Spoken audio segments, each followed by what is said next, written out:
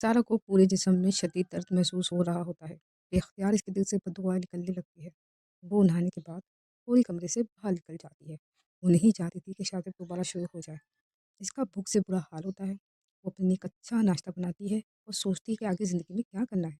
इसको शादी के साथ नहीं रहना। वो एक जुनूनी पागल इंसान है जो मुझे तकलीफ देकर ही खुश होता है। वो देर दिन में अल्लाह ताला से मदद मांगे, मुझे इस दरिंदे से बचा ले, मेरी ज़िंदगी आसानियाँ पैदा कर दे।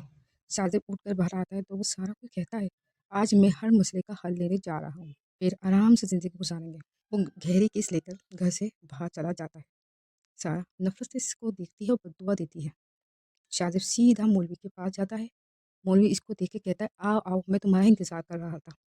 मैंने इस नौजवान को बुलाया है। इसको मैंने तुम्हारा मसले के बारे में बताया। वो तुम्हारी मदद के लिए तैयार हो गया है, पर इसकी कुछ शराइत हैं। शाजिब खुशी से कहता है, मुझे सारी शराइत मंजूर है।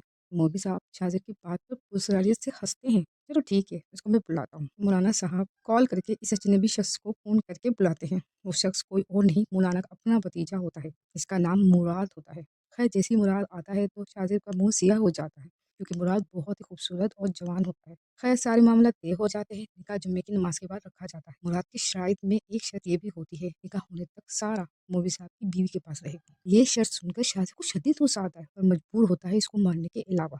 शाजिब घर आता है और सारा को आवाज़ें देता है। इसकी आवाज़ सुनकर सारा कमरे से बाहर आती है। शाजिब सारा को देखकर फिर से शाजिब ये देखकर सारा को भाग कर पीछे से पकड़ता है। अमीर इसके अंदर हाथ डाल के इसके बालों को तेजी से दबाता है, जिससे सारा के पूरे जिस्म में तकलीफ सी होती है, क्योंकि शाजिब ने सारी रात इसके पूरे जिस्म को नोचता है, काटता है। इसके सीने के दोनों उभार पर शदीद जख्म होते हैं। अभी शाजिब इसके जिस्म को कपड़ों से आज़ाद ही करता है तो इसी वक्त घर की बेल बजती है, पर उसको नजरअंदाज करके तेजी से शारा के एक सीने को मुंह में लेकर चूसने और काटने लगता है। फिर दोबारा बेल बजती है और फिर बजती ही रहती है। शाजिब सारा को छोड़कर गुस्से से गेट खोलता है तो देखता है तो मौलाना साहब गेट पर खड़े होते हैं। इनको देखकर थोड़ी शाजिब मुस्कुराता है और कहता है, खैरियत मौलाना साहब? हाँ, सब ठीक है, मैं अपनी बेटी सारा को लेने आया हूँ। ये मेरे घर में इद्दत के दिन पूरे करेगी। ये सुनकर शाजिब कहता है, ठीक है, मैं रात तक सारा को आपके पास छोड़ आऊँगा। तो मौलाना साहब कहते हैं, नाम यहाँ रात तक नहीं, आप अभी मेरी बेटी को मेरे साथ जाने दो, वरना मुराद सब खत्म कर देगा। ये सुनकर शाजिब को शदीद गुस्सा आता है।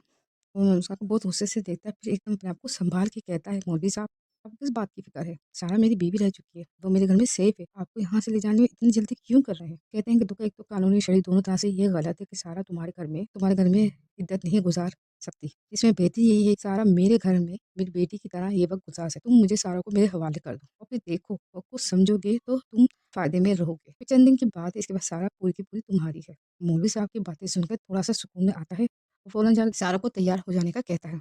तुम इद्दत मौलवी साहब के घर में रहकर गुजारोगे, उसके बाद फिर मैं तुम्हारा निकाह करूँगा, भला होगा। फिर वो तुमको तलाक देगा, फिर तुमसे शादी करूँगा। सारा को ये ख्वाब सा लगा।